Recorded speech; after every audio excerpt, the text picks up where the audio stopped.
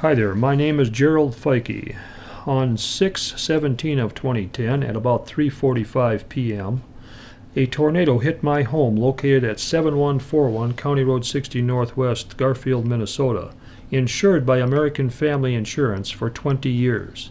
The damage was reported to them the very next morning at about 8 o'clock. I then did temporary emergency repairs totaling $1,800. After 3 more phone calls and 9 days later, Wes Stevenson, an American Family adjuster from Texas, came out to assess and pay for damages. So by this time it's June 26th of 2010. He came out there, took a look at it, didn't pay anything, and left. I complained to the company again. They sent him back. This was June 29th of 2010. He still paid nothing after he looked at it again. Also, he was not willing to test the chimneys. They were broken off and disconnected down below, as well as beatered or broken right off at the tops. We started the cleanup on June 22nd of 2010, and the cost was $9,120, still not paid for. I gave him a contents list. The contents is defined as the personal property destroyed by the tornado. That was given to him on 6/29 of 2010. Then, on July 12th of 2010, Tim Etheridge and Bruce Barnes, representing American Family, arrived at 9:30 a.m. to look at the roof, but they had no ladder. We used my bent-up one. Barnes said he was afraid of heights and could not go up on a ladder or go up on a roof. It seems kind of odd that somebody that's afraid of heights comes out to check your roofs, but we coaxed him to come on up at least one story anyway. After that, we walked around the house. Every time I would point out walls pushed out of plumb from trees landing on the roof of the house, they would look away, pretending not to see the damage. I gave Etheridge the contents list.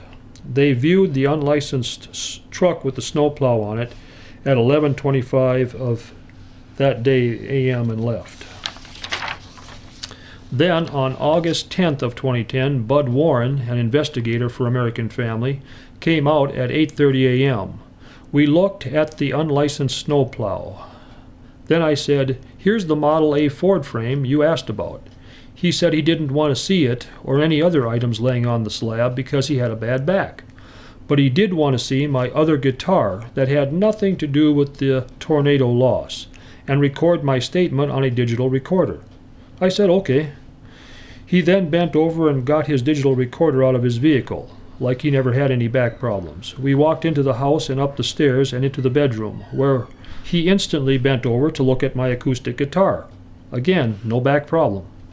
Then we went back downstairs. He didn't even use a railing, proving that he had no back problems, and recorded me by the wood stove in the living room.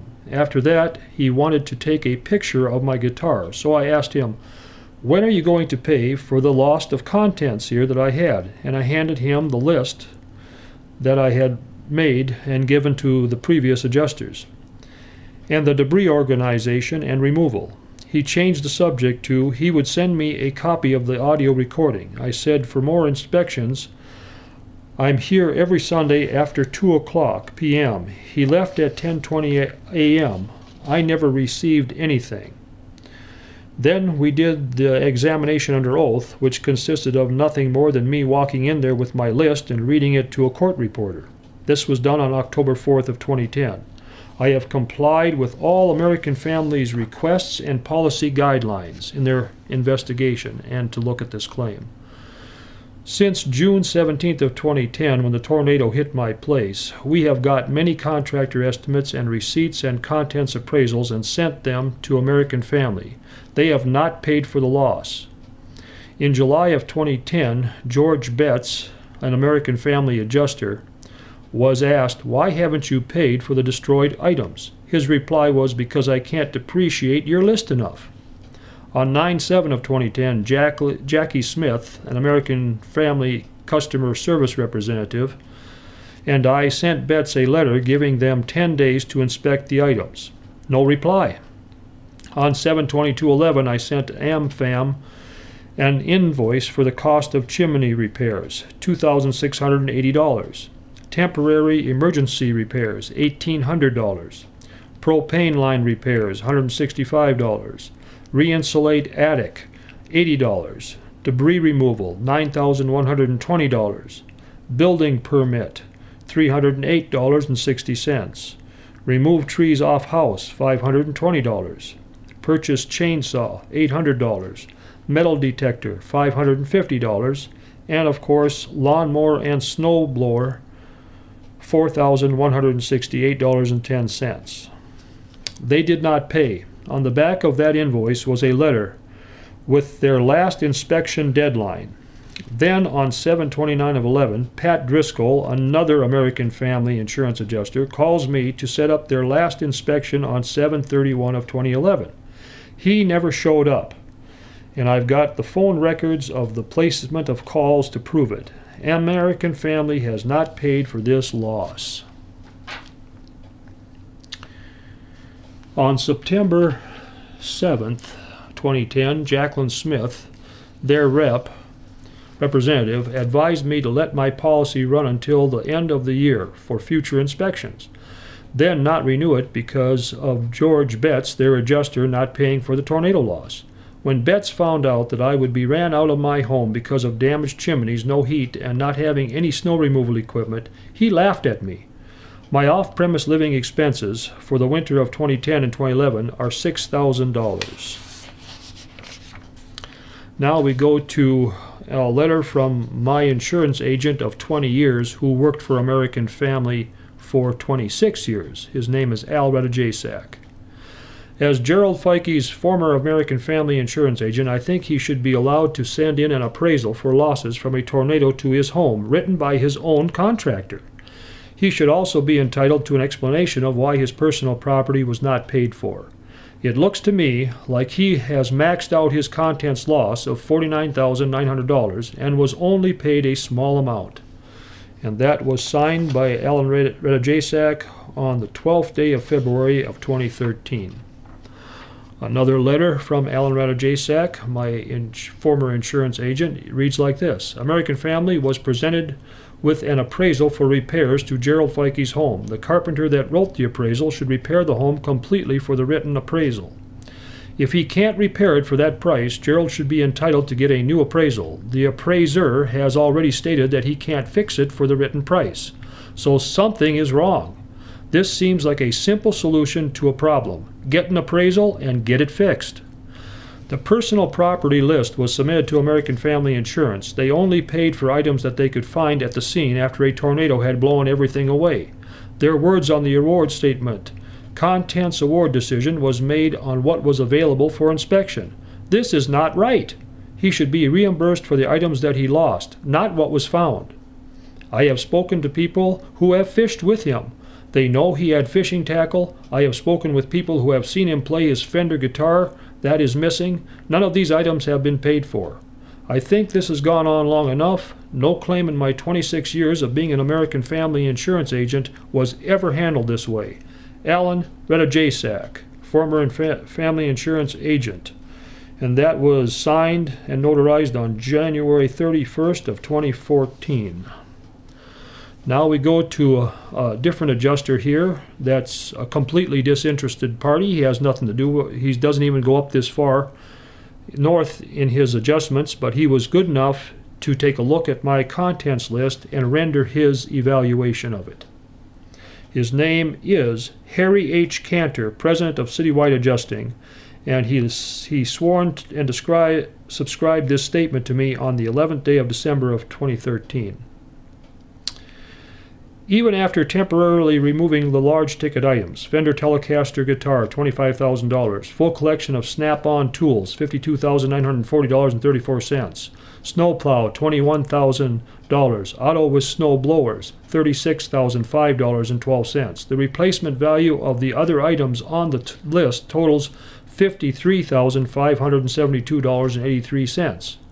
If you add on the remainder of these high-valued content items, even at a fraction of their cost, we are well over the insured's policy limit for contents of $49,900.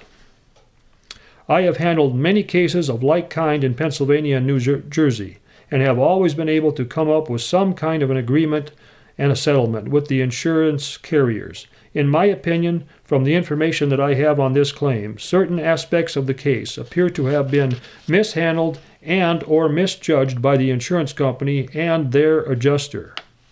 Remember, that's Harry Cantor, Citywide Adjusting. So we were unable to reach any kind of a decision at all with the insurance company. So we gave it to a judge to give us direction. And here we have Ann Carrot, the judge of district court in Douglas County here. This is what her recommendation was, her order. The parties are hereby ordered to engage in an appraisal pursuant to the terms of the insurance policy and Minnesota Statute 65A.01, Subdivision 3, which shall be completed on or before the pretrial conference. The parties shall select their own appraiser. However, if they are unable to agree upon an appraiser, then the court shall select an appraiser. It is ordered this 5th day of July 2012, case number 21-C-12-933. Honorable Ann Carrot, District Court Judge. So now we went to the appraisal process. And the appraisal process was not done according to state statute 65A.01 subdivision 3, nor was the appraisal done in accordance with the scheduling order issued by Judge Carrot on July 5th of 2012. The two parties are to choose their own appraiser, and that didn't happen. Both appraisers are to choose the umpire, and that didn't happen. Some unknown party chose the umpire. The so-called umpire rejected my appraiser without authority. Don Lathrop erroneously describes my appraiser, Dean Kistler, only as a contractor and as a witness. The so-called umpire, Don Lathrop, unilaterally foisted a different and unwanted appraiser upon me. The unwanted appraiser was Glenn Meisner. Lathrop called Glenn Meisner from my yard on November 12th of 2012 at approximately 10 o'clock a.m. The appraiser that I had selected to do the appraisal, Dean Kistler, estimated the total loss on November 12th of 2012 at $134,767.49. On November 12th of 2012, $5,984.84 was the number reached by Glenn Meisner, the counterfeit appraiser that was foisted upon me, Scott Moe, American Families appraiser, and Don Lathrop, the so-called umpire, while they ate lunch and drank at the Mercantile Bar and Nightclub. In conclusion, for 20 years I paid premiums in good faith to American Family Insurance. Not one single claim until 2010. And then instead of paying my claim, American Family Insurance went out of their way to rip me off. In another installment, I explain what happened when I went to Douglas County, the Sheriff's Department, and the Douglas County Attorney's Office to have American Family Insurance investigated for insurance fraud. They didn't want to do their job or honor their contract to protect and to serve.